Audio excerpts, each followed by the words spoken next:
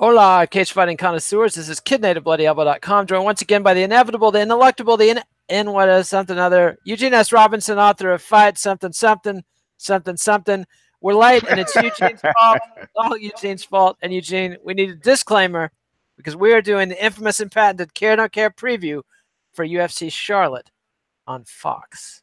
That says all you need to know right there. We could just stop the show, go about our day. UFC Charlotte. Anyway, crybabies, bedwetters, greedy bread gobblers, work-shy individuals, malingers,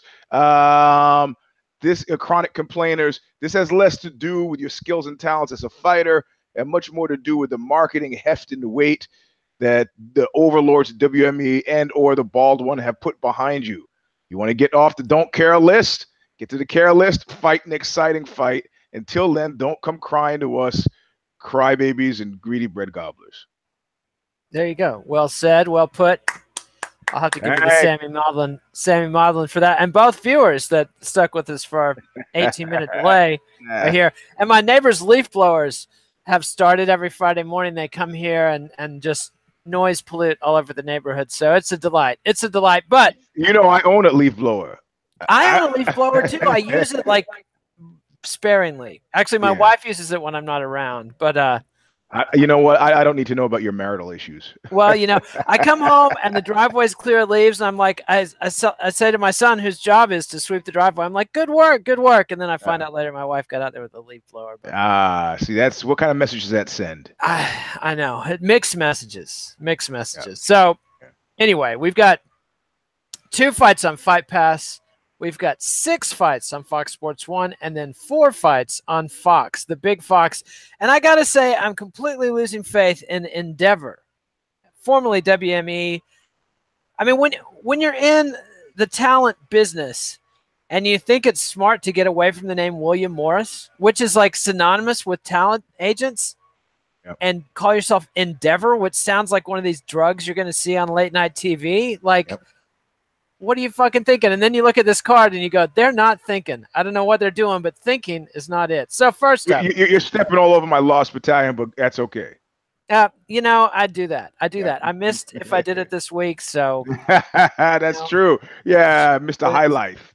Mr. Steak and Champagne only. Mr. Kid Caviar. Yeah, that's me. That's me. I had to force my brother to tour the memory ward where we're about to have to put my mom. So he didn't want to see it. He just wanted to vote to do it. I said, no, you got to see this place before we actually.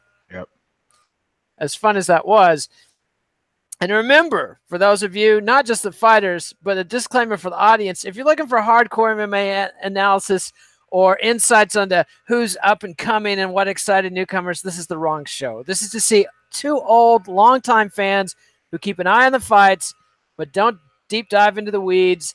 And this is a clue for what's percolating into the mind of the casual fan. Not that there were casual fans, but, you know, we're simulating it. So, 2 fights on Fight Pass. We're simulating it like we simulate sex. Badly. Or sorry. something. Yeah, it's early. It's early where I am, so okay. Yeah. You know, I mean, I think I can say I'm a better lay than Aziz Ansari, but otherwise, you know, you're my hey, you know, and you see how this argument is developed with people coming out, you know, like, look, you know, this doesn't qualify as hashtag me too, you know, you gotta speak up. And then I start to think, well, why have I not gotten in trouble? It's like, because I tend to be overly vocal and verbal. So, you know, the problem is like, okay, I'm cool with that. Say, hey, you know what? I'm going to come over there. I'm going to walk across the room. I'm going to drop to my knees, and I'm going to, you know, fill in the blank. This is a kid show, family. You're going to fill in the blank. Oh, my God. I got to fill in the blank. You know, and at that point, she's like, I don't think so. I walk across the room and begin to do that. So you should probably leave now if this is not a part of your plan. And this was crystallized for me by the whole Nelly thing, which I'm sure we'll discuss on next week's show, where his woman got on the tour bus and he's like, let's do it. And she's like, oh, sir, I have a husband. Really? You know what? You got a husband. You call your husband from the fucking bus and tell him that you're on the tour bus and see if he's happy. See if he's happy about that, because you've got to be the only one who didn't think being about that tour bus. The guy's got 10,000 fans. You got on the tour bus Nelly needs to put you off the bus, which is what he did, give you some money for a cab, which is what he did, and immediately fire the guy to get you on the tour bus. It's like, I'm in town. Like, what is that great line from Tupac? I'm in town one night. You ready to get down? Don't come on the tour bus. Let me spell it out for you. Tour bus, sex, tour bus. That's it. You don't like it. There's a curb. Here's some money. Goodbye. Back in the battle days in the 70s, they used to say, no head, no backstage pass. So that was back when the roadies were. I never heard that. That was me too. That was definitely me too. But I don't think Aziz Ansari's story has to be Me Too worthy to be correct. I mean, I feel like if he can ram his fingers down her throat on the first date, she can write an article about it. I mean, like what if he had said, hey, you know what I want to do now? I'm gonna put my fingers right down your throat. What do you think about that? And maybe if he texted her that in advance. Well, then you get into particulars. Here's a listing. Here's a laundry listing of things that will occur when you come over to my. You might want to check out these Max hardcore videos because this is what I've got planned. Man, you see, but that's guilt by association. I don't know that the guy was watching those videos to, I mean.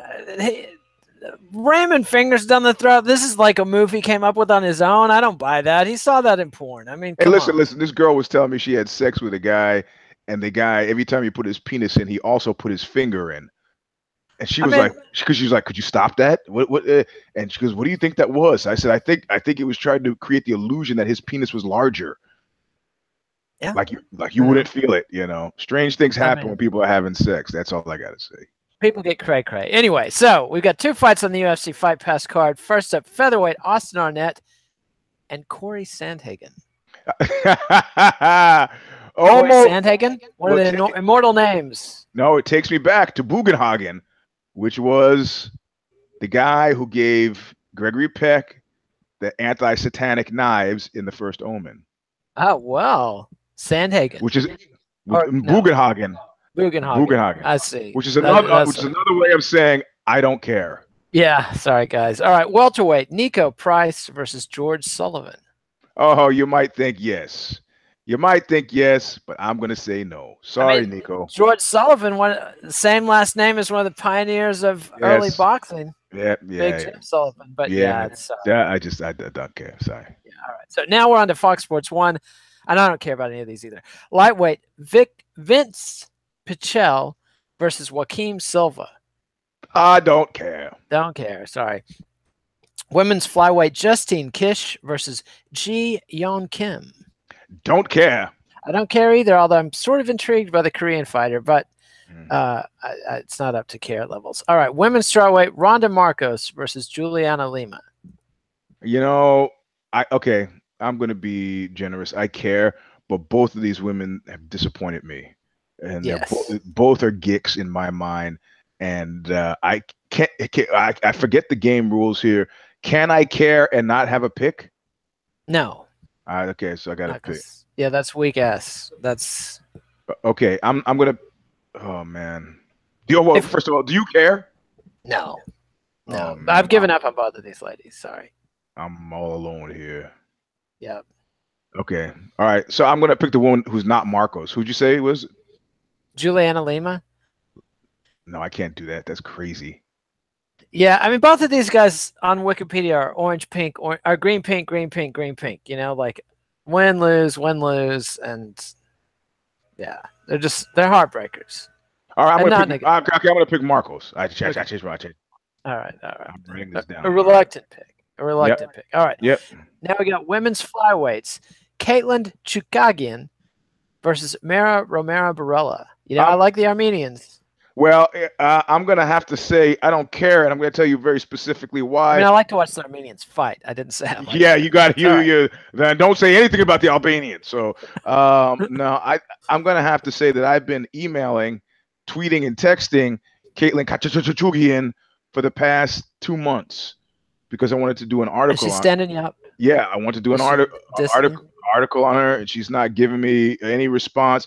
She responded to some shit I tweeted out or something. And I was like, oh, good. So now we can talk about this piece I want to do. And then I bring up the piece again and absolutely nothing. It's like, you know what? I can't do my job if you're not doing your job. So guess what? I don't care. I'm not going to watch. Why should I? Ouch. Well, I mean, that's a valuable lesson in press relations. Yeah, it's terrible. It's like, yeah, I'm sending you links. You can see I'm legit. I'm not sending you pics of my penis, sending you links to stuff I've written. What you're in the business, entertainment business. I'm gonna try to write an entertaining piece that says great things about you. Come on, fuck off with all that stuff, you know. So, Well, sorry. she hasn't dissed me, so I still care. And who'd she lose to? Carmouche? I mean, I think that was a learning experience. So I'm gonna care, and I'm gonna pick Chookagian. So Okay. Put down that you care for Katlyn. yeah. Maybe if she writes you, you can tell her to get to answer my emails. I'll see what I can do. I'll see what I can do. All right. Now we've got featherweights, Mirsad Bektic and Godofredo Pepey. Oh, almost for both of these guys, but not quite. And I can feel it right. Yes, I know. I can feel it right now. Somebody in the comments gonna be, "Oh, you sleeping on Bektic?" And Bektic is one of the reasons why I almost cared, but not enough. I mean, because if you put Bektic against an old lady from the grocery store, I don't care, right? I'm not saying Gianfrido is an old lady from a grocery store, but I might be. Yeah. Well, he's pretty mixed there, and I don't know. To me, the interest is if Bektic can come back from getting laid on by Darren Elkins. So Darren Elkins, who thinks he's in line for a title shot. He qualified that a little bit more than you're willing to give him credit for. Yes, that's true. I know people were like, "Oh, you didn't say that, Eugene." I was like, you know what he meant. You know. You were just offended that he even is thinking title, and Darren Elkins the same. Yeah. Yeah, it's like if you're at a bar and like the ugliest woman in the bar comes up to you, go, "That's a nice shirt." You're like, "Hey, really? Are you fucking kidding me?" At least the ugliest woman in the bar is coming on to you. Like, have you ever been dissed by like some woman you thought was like way beneath you, and then you're like, "Hey, you're supposed to. I despise you. You should love me." I mean, come on. Yeah, I remember walking by some guy and a girl at a bar, and I hear her say, "The only reason you want to fuck me is because I'm fat." And he's like, "No, baby, that's not it." And of course, at that point, as you walk by, you have to look. I was like, "Whoa, yeah, okay." Well, the Google researchers or the Pornhub researchers or whatever, they say dudes actually like fat girls a lot more than they're willing to admit. Oh, I'll admit it. I have admitted it. You like fat girls more than you're willing to admit? No, I'm willing to admit that I that you like fat girls. Well, there's nothing wrong with some healthy meat on the bones. That's what is that thing Root Boy Slim said? Fellas might not be noticing you, but I dig you. I'm a fat man too. Indeed. All right. So you don't care about Bektic and Pepey. I got to pick Bektic, and I care. Oh, well. I think you're going to live to regret now we that. come to some real characters. Lightweights, Bobby Green and Erik Koch. Two more prodigal fuck-ups. I mean, they're not who's the flyweight? Ian they're not Joe Diesel Riggs caliber. No. They're close. No. Yeah. The Bobby Green, and Bobby Green's like your classic urban African American trying to get away from the troubles they keep pulling of back, his neighborhood. Man. And Erik Koch is your classic, I think, Cajun. And so, the swamp's trying to drag him back in. And both of these guys have been pretty prodigal in their UFC career with flashes of promise. But, I was shocked to realize Bobby Green, since 2014, what do you think his record is? He's fought 4 times. Oh, man. I don't know, 2-2. It's 0-3-1. Wow. And the tie was because of a point deduction on his opponent for a low blow. So, yeah, but he's a great fighter, man. He's tough as shit, but I mean, you can only live in a whirlwind of swirling chaos and continue to train well for fights for so long. And I think he's gotten to a level, where you need a little bit more sanity in your life or something. Yeah. So, do you care? I do care. Yeah, I mean, care too. His brother getting shot. It's like it's a strange phenomenon, man. I don't, when I started going to high school, I left Flatbush behind, right? So I lived in Flatbush, started going to high school in Lower Manhattan, and at that point now, man, the house I lived in Flatbush was like a hotel to me. It's just a place I went when I wasn't having fun, And so I don't understand these guys who well, I guess it's going back to your mama's house, and then just this shit that I don't understand that the kind of binding power of the neighborhood. I just don't. Have you ever read anything like Bios of Sly Stone? No, I haven't. To me, it's like one of the most tragic, heartbreaking stories in all of American music. I mean, Sly Stone, pinnacle talent, visionary, put together this interracial men and women co-ed band, had this optimistic message that was perfect for the time. Mm. And then at the peak of his fame and fortune, decides to cultivate the pimps and drug dealers from his hood where he grew up that he'd been acquainted with them, but had never really hung with them. Mm-hmm. And the only explanation I can find is it's because he had started getting pressure from black nationalists to get really radical and decided, hey, I know some tough guys too. But then he went full tilt and like introduced these guys to his sister. And one of them's like, you're introducing me to your sister. I'm a pimp, right? Oh, man. And Sly's like, yeah, let's do some more blow, man. And like turns into the most evil scumbag on earth. Anyway, so yeah. Yeah. So that's the rest is history. So we care about these guys. You're picking Bobby Green? You know what, man? I got to pick Bobby Green. It's not a sensible pick, but I got to pick him. Yeah, I got to go with Erik Koch, just in the racial conflict thing. Okay, white guys picking the white guy, black guy picking the black guy. That's what this show's all about. So, well, it's more that his brother got killed for me, but I'm putting you down for Erik because you're a racist. Racially conscious. Yeah, I'm woke, man. That's I'm right. woke. Okay, all right. So no, I mean, it's okay, good. And since when is it Coke? Is it the billionaire? His last name Coke. Everybody's Coke. I grew up with Koch. I grew up with Koch. It's Koch. Fuck you. I don't even think. He's not even Cajun. That's Dustin Poirier. I don't know where I got the Erik. He's from Wisconsin. Yeah, there you go. Rethinking your pick now, eh? No, I still got to go with Koch because I just don't think he's as big a fuck up as Bobby Green. Yeah. So, all right, main card, Fox, the big time. And look at this card. I mean, used to the idea was we're going to put these guys on Fox. We're going to get them mainstream exposure. This is a big opportunity. This is for the fighters we want to push. And just hear this card out and tell me who you think they're pushing. All right, first up, welterweight, Drew Dober versus Frank. I don't have a Wikipedia entry, Camacho. Don't care. Yeah, I don't either. Drew Dober on Fox. Like, outside of Drew being a consistent punchline for us, there's nothing there. So no, I mean he did beat Josh Bergman, but at this point, I think Marley's Ghost could beat Josh Bergman. So we don't care about that one. Okay, next one. Lightweight, Jordan Rinaldi versus Gregor Gillespie. Yeah, we've talked about Gillespie before, but I don't care. He's hot, man. He's undefeated. He's 3-0 in the UFC. 2 straight Fight of the Night awards. It's still again, if I am fighting the old lady with the bok choy and the grocery bag, nobody cares. It's not even. I mean, is it special day? Are you fighting over the special? I mean, like. Yeah, the blue light special. Yeah. You ever been in a Chinese restaurant and you know how they give a better menu to the Chinese people and stuff? And you're always like, you see something good on the Chinese people's table and you're like, can I get? No, you can't have that.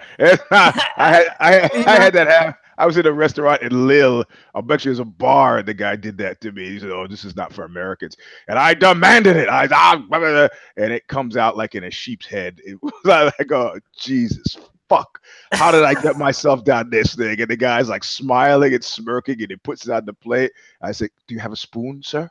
Yeah, I won't be out machoed by a Frenchman. So I fucking ate this head. Oh God, it was terrible. Man, yeah, I've learned that mistake. I've had him bring offal to me. Tribe, honeycomb, tribe, all that shit. Yeah, and, fuck that, man. Fuck I learned the hard way what chicharrones meant in Spanish. Our entrecote. That shit was terrible too, because they just turn the intestines inside out. They don't burn the cilia off, so you're eating this hairy. It's like eating a hairy sausage. Some of us are quite familiar with that. It's not anything I'm not. yeah. And we're homophobic too, racist and homophobic. I didn't say anything about homosexuals. What are you talking about? I mean, just yeah. I'm talking about French food, man. I see. Supposedly, there's a way to cook the funk out of guts, and sometimes whatever, man. Sometimes they don't. But sewer rat might taste like pumpkin pie, but I wouldn't know. That you know of. Yeah, right. All right. So, but actually, I'm really pretty pumped about Gregor Gillespie. And the most exciting thing about Gregor Gillespie is he won't reveal his age. So we know he was a freshman in college in 2007 because he was one of the first freshman All-Americans at his university. He's what, 10-0 in MMA, maybe 11. 2 fight of the nights. Rinaldi. I mean, this to me is clearly a showcase. Yeah, okay. So, but they're showcase. Okay, you got me excited again. But I mean, why against Rinaldi, man? He couldn't find anybody better. Well, Rinaldi's like a journeyman and a reasonably tough guy because these dumbasses don't do it the way Joe Silva did. Joe Silva was always thinking tournament, and whenever he put 2 people in there together, it was because they were peers, and the house wins either way. Right. And Endeavor has not fucking figured out. Not only have they not figured out that they're the William Morris agency, they haven't figured out that they're the house. Yeah, right.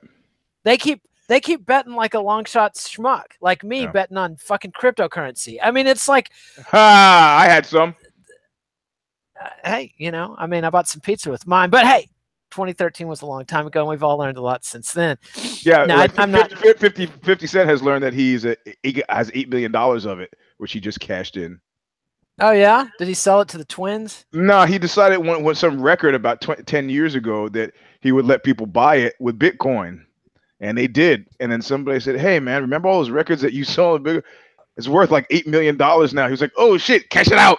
Yeah, I gotta spend that. And he said to be real, I completely forgot I had done this. So it's not like I'm sitting controlling things. Yeah. Coinbase, baby. Save your passwords. Yeah, because 50 Cent is not, from what I can tell, the most prudent investor. All right, so we did I talk into Karen? No, he's pretty savvy actually. That whole thing. He's savvy at making money, but it seems like the money goes out. No, that's because he was being sued over the sex tape. He did exactly what I would have done. $5 million judgment, sex tape. I go, I'm broke. Burned the whole thing down. I'm busted. I got nothing to pay her. Yeah, you've talked me into caring, and I'm gonna pick Gregor because me too. Showcase. All right. Although, all right. Now we've got in the co-main 2 featherweights who have no fucking excuse for being on Fox, and I like both these guys, but this is just promotional malpractice. Dennis Bermudez versus Andre Fili. Care? Oh yeah, I care. Yeah, I care too because I know these guys. But do you think this is going anyplace? I mean, no. Yeah.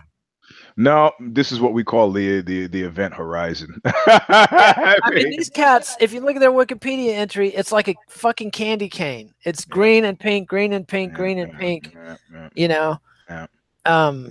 You gonna make a pick? I gotta go. Touchy-feely. That's my pick. I gotta go with Bermudez. I just think he's grittier than Fili. I think you're right in your assessment, but I've already made my pick. I see.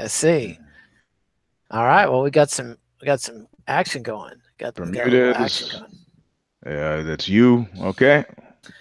All right. I'm going high tech. I'm keeping the list on the phone this time. And now we come to the main event: Ronaldo Jacare Souza versus Derek Brunson 2, because this fight happened in 2012 in Strikeforce. Yeah. And I mean, Jacare was red hot for a long time.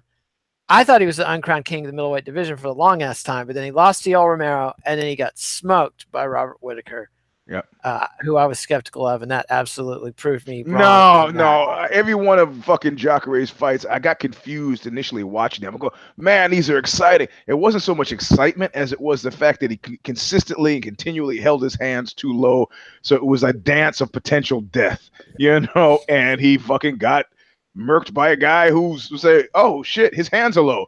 Bing bing, the fight's fucking over. Hello, Mr. Whitaker. So has he made course corrections? I don't know this. Again, I mean, I know going into this fight that all Brunson is thinking about is the last 30 seconds where he walks off like, did you see? I mean, that's one of my favorite clips ever. As Jacare walks away from the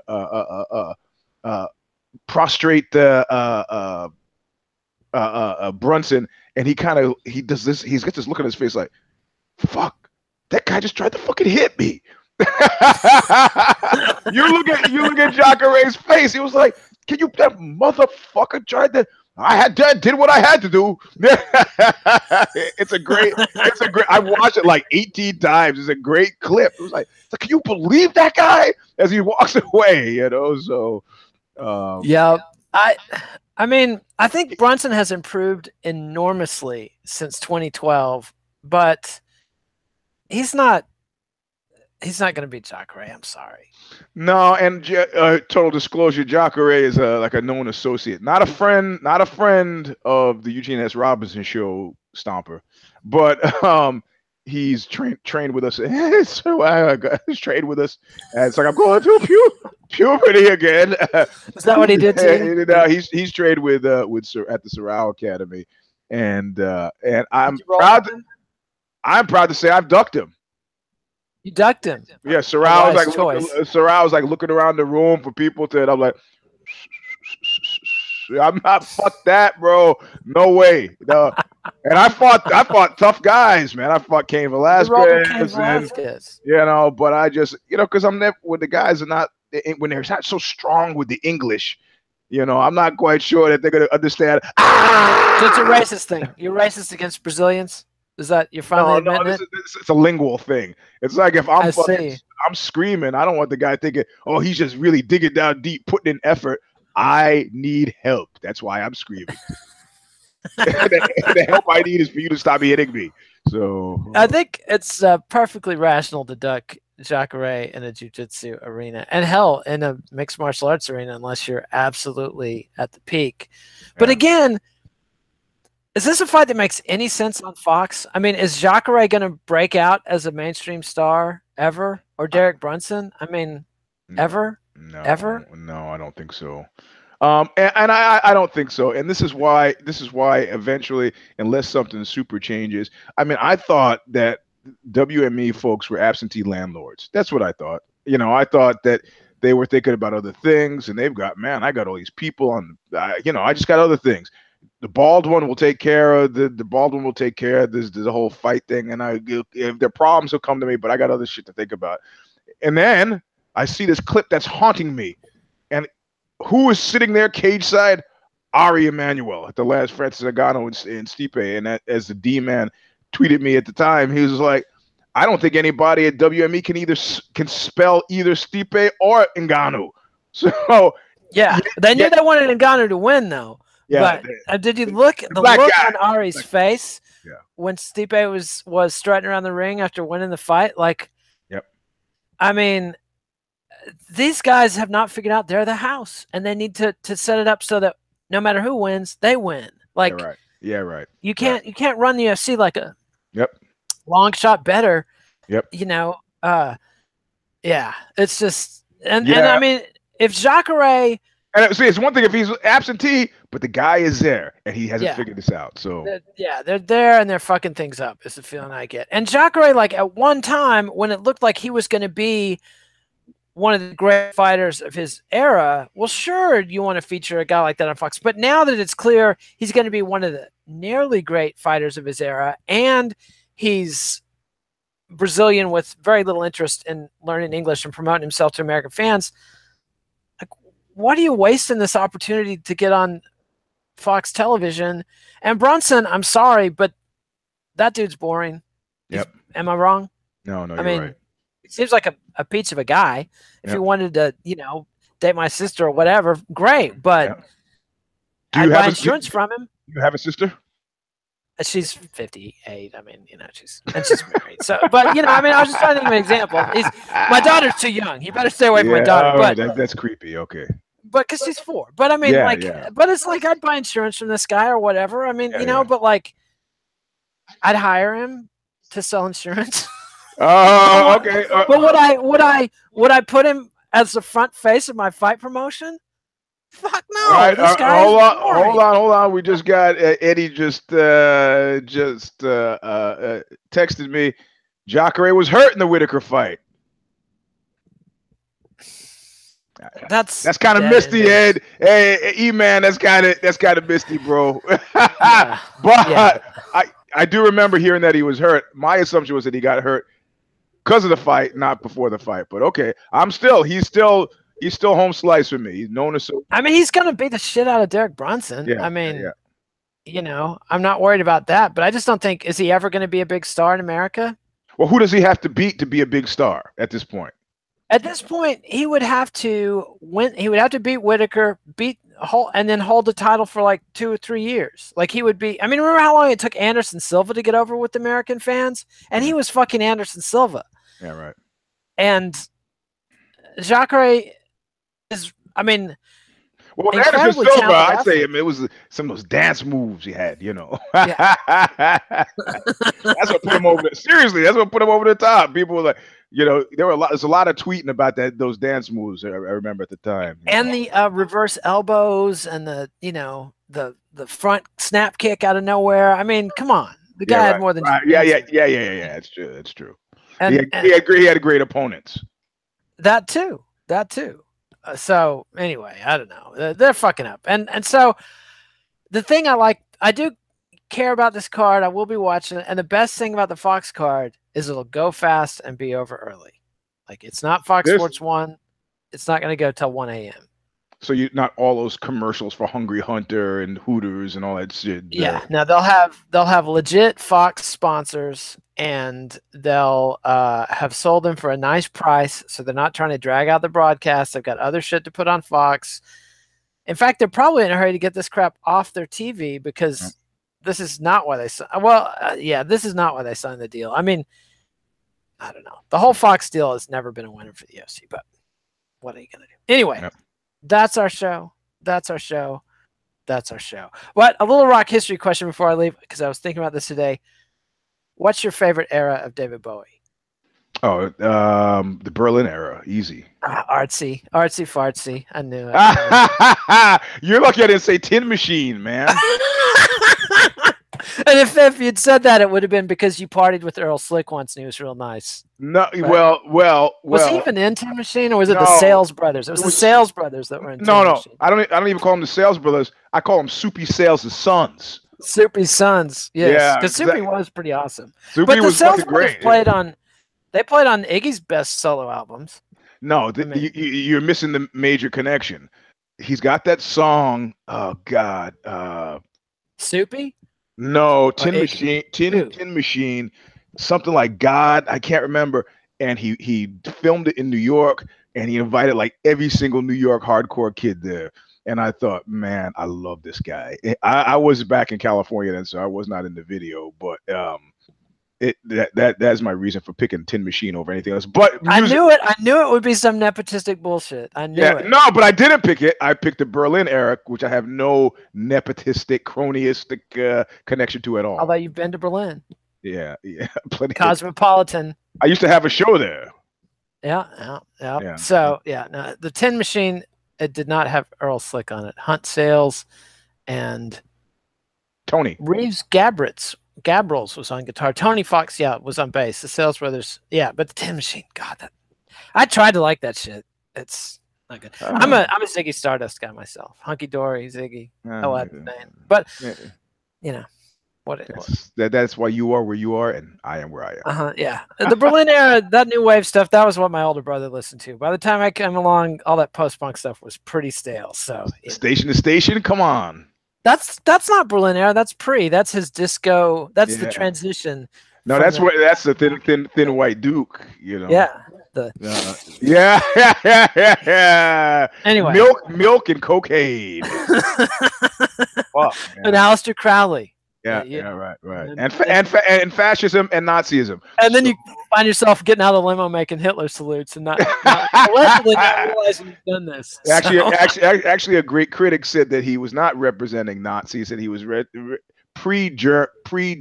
pre-Nazi Germany, the decadent Weimar Republic is what he was getting at. But people get confused when you start Sig Heiling, and then Eric Clapton is like, I want those Negroes to get out of this country, and it's just a bad look all around. Yeah, it was. You don't want to be mixed up with Eric Clapton and Rod Stewart in the racist rock stars category. Whoa. So Rod Stewart, what happened? What did I miss? He said some shit about Enoch Powell and Pakistanis using the term slur Paki. So then when I saw I'm getting it correct, I believe so. When I saw him on Central Park West back in the late 70s, and I crossed the street, so I made the right move. See, well, I think it was sort of like Clapton, where he's historically not racist, but he didn't like immigrants. If it was like an elderly blues man coming over and everything, he loved that. But then, if it was a guy at the grocery store, then he was. Have you watched that Colin Quinn thing about New York? It's on Netflix. I can't take Colin Quinn. Oh, it's fucking hilarious. If you know a New Yorker, and he does this bit about the Indians and the Pakistanis. It's just fantastic. He goes through every ethnic group that came to New York and gives it. It's just super fucking succinct. And his bit about the Indians and the Pakistanis is fucking great. Great. I'll be on the lookout. I'll be on the lookout. So anyway, that's our show. Stay tuned for the 6th round after the fights. Zane and Eddie will have that on lockdown. Sunday night. Go to the Eugene S. Robinson channel on YouTube for the show Stomper. We might have some flickers of that on Bloody Elbow. Fucking June has been great. Yes, awesome. She's a good hand. And then I gave her my credit card, all my personal information. So if she ends up in Bermuda, thank me. She promised me a cut. So yeah, exactly. Finder's fee. Where's my finder's fee? That's all I saw that movie, The Sting. I can feel it coming now. It matches your mustache. Yeah, kid Nate Flim Flam. I gotta take it in. So. The flam, and we'll be back Tuesday night with If I Did It and If the Shoes Fit, and I will be there. So, subscribe to MMA Nation on YouTube. Subscribe to MMA Nation on iTunes. Get the audio without the ugly. Follow me on Twitter @KidNate, @Eugene S. Robinson. Read Eugene at Aussie.com. I don't post the Bloody Elbow anymore. Who am I kidding? And then he's trying to show you how to do a thumbs up, but Eugene, thumbs up. There's a thumb icon below this. Oh, that one. Give us the thumbs up. That's what we want. And thanks for watching, and we'll see you next time. Adios, MMA aficionados. Thanks, Eugene. All right, man.